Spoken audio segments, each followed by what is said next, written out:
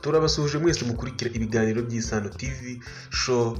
Twizere ko mumeze neza cyane. Miss Kayibanda Aurore wambitswe ikamba rya Nyampinga w'u Rwanda mu mwaka wa 2012 yasezeranye imbere y'Imana na Gatera Jacques mu muhango wabereye Marie Auxiliatrice ku Kimihurura.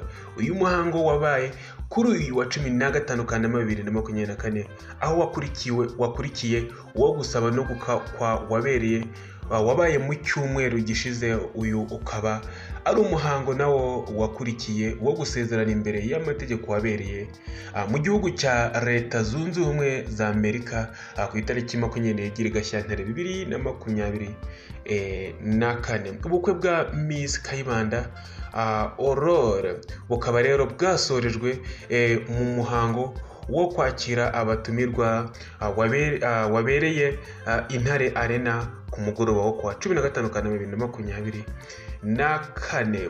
muri Mutarama 2023 nibwo Gatera yafashe icyemezo yambika impeta Miss Kayibanda amusaba ko bazabana akaramata, undi nawe yemera atazuyaje.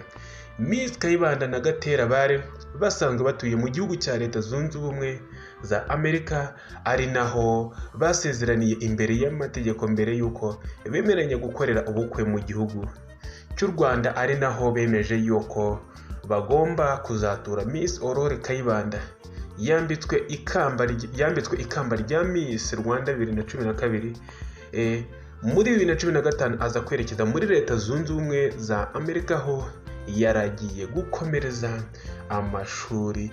Iyi ni ibirori rero byaranzwe n'ibyishimo ndetse n'umunezero, byari byitabiriwe n'imbaga nyamwinshi n'inshuti n'abavandimwe ba Miss Aurore Kayibanda wakoze ubukwe ndetse abukora na Gatera Jacques. Mwakoze kubana natwe, mwari kumwe nanjye Bikoromana Noel ku Isano TV show.